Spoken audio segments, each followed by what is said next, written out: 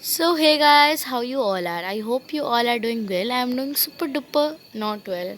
अरे पता है आई वॉज जस्ट मैं बहुत ही हड़बड़ दड़बड़ में थी.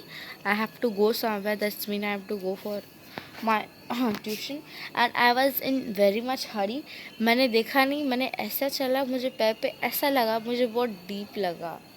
अ, बहुत नोकीली चीज़ से लगा ना. बहुत दुख रहा है. तुम लोग बताओ, तुम लोग गिरते पड़ते रहते हो क्या मेरी तरह? नहीं मतलब मैं हर जगह से मेरा गिरना पड़ना सही है. अरे स्कूल में बेंच से मैं गिर जाती हूँ. ऐसा हाल है मेरा. अच्छा, chapter number 4 of class 7 geography NCERT. आज हम लोग पढ़ने वाले एयर के बारे में. अच्छा, चैप्टर 5 का आप लोग बहुत वेट करना, बिकॉज चैप्टर 5 में जो मेरा स्ट्रेटजी है आप लोग को पढ़ाने का, मैं उसको भी शेयर करूँगी. ठीक है, अगर ये जल्दी पढ़ाना हो गया तो मैं आज ही शेयर कर दूँगी, उसमें चाप नहीं. अच्छा, हमारा जो अर्थ है वो surrounded by a huge blanket of air called atmosphere. हमको पता है ये ब्लैंकेट है बोल लो, एनवेलप बोल लो एयर्स का. All living being of earth depend on the atmosphere for their survival. Because देखो उसके अंदर एयर है जो कि हम सांस लेते हैं, जिससे ऑक्सीजन है. प्लांट जिसे सांस लेते हैं कार्बन डाइऑक्साइड है, जिसको by the help of process of photosynthesis वो लोग ऑक्सीजन को रिलीज़ करते हैं, जो कि हम लोग ब्रीथ करते हैं. उसके बाद वहाँ पे ओजन लेयर्स है, बहुत सारे लेयर्स है जो कि हमारे ओजन लेयर है जो हमें अल्ट्रा वायलेट रेज और सन से प्रोटेक्ट करते हैं. देन वहाँ पे अच्छा, सन का इतना हीट है ना, अगर एटमॉस्फेयर नहीं होता तो हम लोग बेक हो जाते हैं और फिर वो सन हमको खा जाता. ओके, खा जाएगा. So it is this mass of air that has made our temperature on the earth livable. इसका मतलब है कि ये जो मास ऑफ एयर है ये टेम्परेचर अर्थ का लिवेबल करता है. जैसे कि डे में ना वो टेम्परेचर इन्वर्जन करता है. मुझे थोड़ा टाइम दो, एक मिनट जस्ट. तो यहाँ पे ये है हमारा सन. ठीक है, ये सन से हमारा पास आ रहा है रे इस डायरेक्शन में. ये है हमारा अर्थ जो कि फिर इस टेम्परेचर सॉरी टेम्परेचर इन्वर्जन करके ऐसे ऐसे करके ज़्यादा अमाउंट में भेज रहा है. एटमॉस्फेयर है जो थोड़ा सा हीट कर लेता है, क्योंकि थोड़ा सा हीट को ऑब्जॉर्व कर लेता है, क्योंकि फिर हमको रात को अगर फिर ज़रा सा भी हीट नहीं होगा ना तो फिर हम लोग फ्रीज़ हो जाएंगे, कोल्ड हो जाएगा हम लोग को. फ्रीज कोल्ड क्या हो जाएगा, फ्रीज ही हो जाएंगे सचमुच. सन है तो थोड़ा हीट है, लिवेबल है temperature.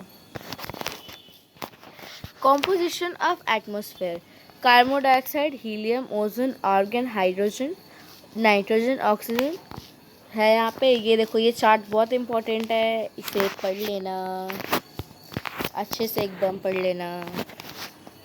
Late me just this let me for okay okay.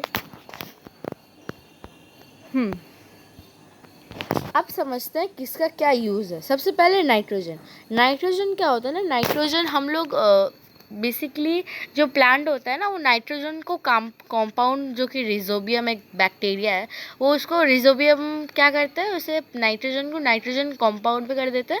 और फिर प्लांट जो है ना उस नाइट्रोजन कंपाउंड को यूज़ करके खुद के मेंटेनेंस के लिए, अगर कहीं लग वग जाए तो इसे मेंटेन कर लेती है बॉडी का, और बॉडी के ग्रोथ के लिए नेसेसरी होता है. After that, when we eat their food or anything, any part of that plant, we grow. That means जो growing type of food है, building, maintaining, ये सारे food का जो concept है ये वाले नाइट्रोजन से ही आता है. Okay, if we cut trees,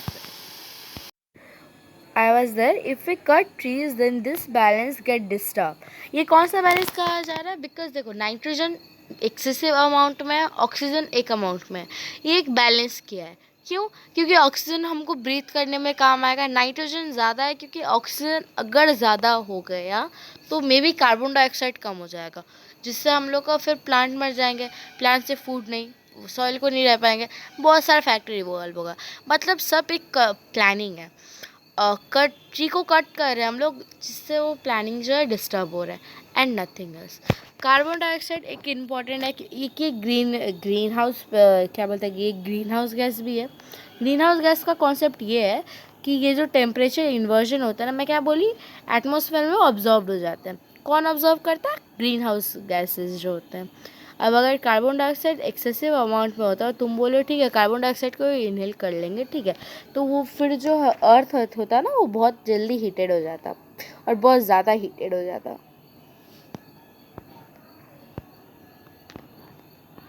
okay, structure of the atmosphere देखो, 5 लेयर है, troposphere, stratosphere, mesosphere, thermosphere and exosphere. Troposphere, यहाँ पे सारे क्या बोलते हैं, वेदर फिनोमिना होते हैं, जैसे कि बादल, बारिश, हवा, पानी, बर्ड्स भी इसी में उड़ता है ज़्यादातर। ये 13 किलोमीटर इसका एवरेज हाइट है। यहाँ पे ऑलमोस्ट सारे एयर हो गई जिसको हम लोग ब्रीथ करते हैं, इसीलिए यहाँ पे एनिमल्स मतलब यहाँ पे बर्ड्स भी उड़ सकते हैं। देन स्ट्रेटोस्फेयर, अब क्या हो रहा है, वेदर का फिनोमिना। अब वेदर में तो हम लोग जाएंगे नहीं, क्यों, क्या होगा, मतलब वहाँ पे जाएंगे जहाँ पे कम वेदर का फिनोमिना और ज़्यादा दूर भी नहीं। तो स्ट्रेटोस्फेयर में हमारे एरोप्लेन, जेट स्ट्रीम और फिर हेलीकॉप्टर तो यहीं पे होता है। एरोप्लेन जो है वो उड़ा करता है, क्यों, क्योंकि वहाँ पे वेदर फिनोमिना नहीं हो रहा है, कोई डिस्टर्बेंस नहीं होगा। ये 50 किलोमीटर तक एक्सटेंडेड है। मेसोस्फेयर, ये एक कोल्डेस्ट लेयर है। अच्छा, ये क्या कॉन्सेप्ट है तुम लोग को, ये लाइनिंग का, ये बहुत अच्छा कॉन्सेप्ट है एंड शायद यहाँ पे एनसीईआरटी में मेंशन नहीं है, but it is too important, I am gonna tell you that.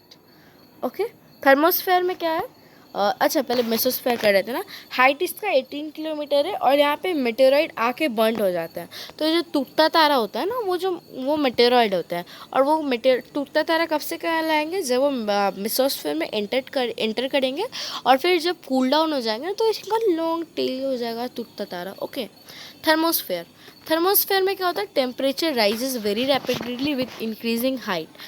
देखो यहाँ पे एक आइनोस्फीयर है जो कि एक रेडियो एक्टिव एलिमेंट है, जो कि रेडियो एक्टिव सिग्नल को प्रमोट करता है। बस थर्मोस्फेयर में यही इम्पोर्टेंट है। Exosphere, upper most layer atmosphere का, उसे एक्सोस्फेयर कहा जाता है।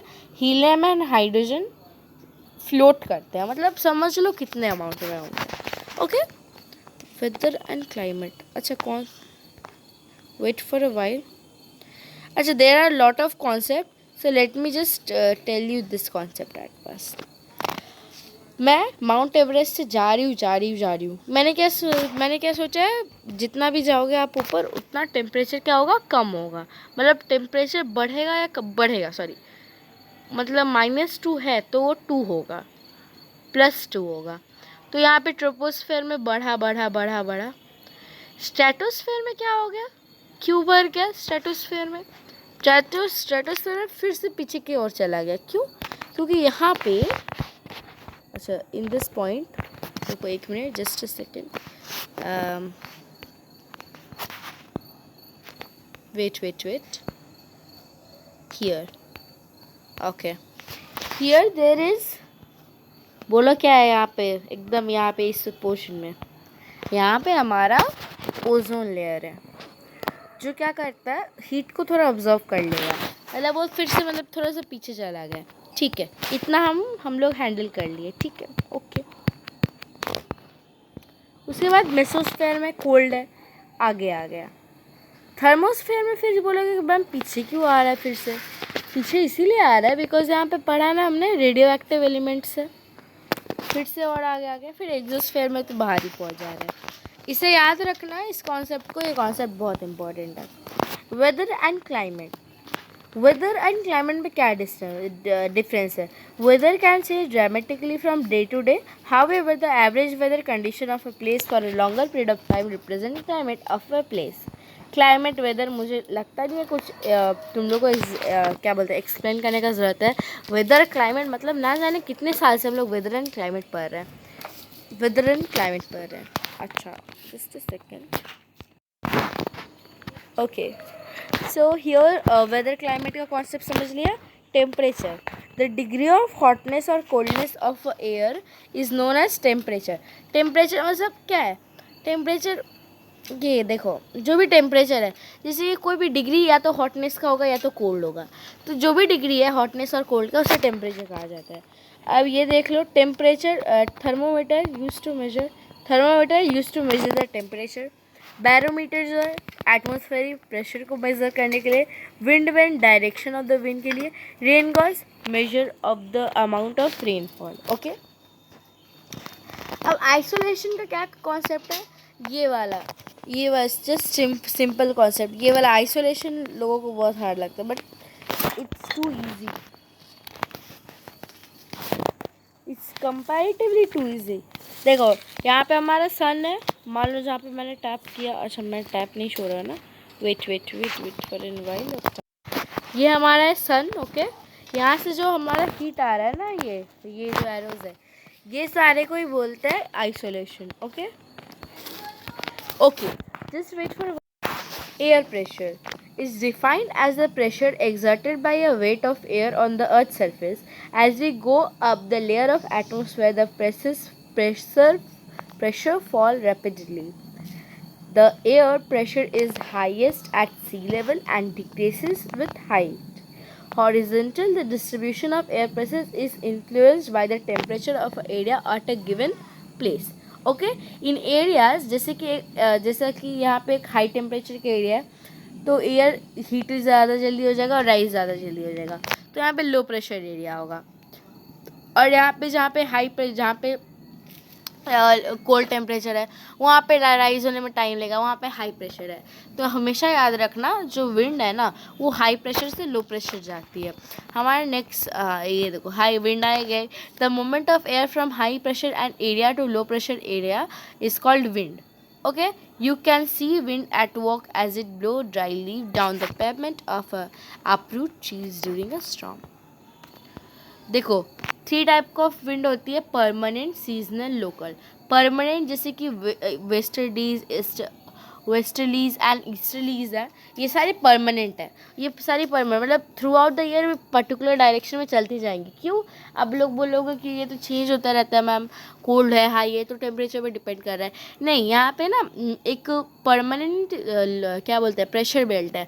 जैसे कि जो पोलर वाला एरिया है ना, वो हाई प्रेशर हमेशा से है, सब पोलर वाला लो प्रेशर है, वैसे सब ट्रॉपिकल वाला हाई प्रेशर है, इक्वेटर वाला लो है, यहाँ पे साउदर्न में भी सेम है। जो ये परमानेंट है, इसी की वजह से परमानेंट विंड चलती है। सीजनल विंड जैसे कि मानसून है हमारे इंडिया में आती है, ये सीजनल विंड का एग्जांपल। ये डिफरेंट सीजन में डिफरेंट टाइम पे आती है। लोकल विंड जैसे कि एक टाइम, जैसे कि सी ब्रीज, लैंड ब्रीज, ये लोकल एरिया में ज़्यादा एरिया तक असाइन नहीं है। जैसे कि हम लोग का जो मानसून है वो साउथ ट्रेड विंड्स के हेल्प से आता है।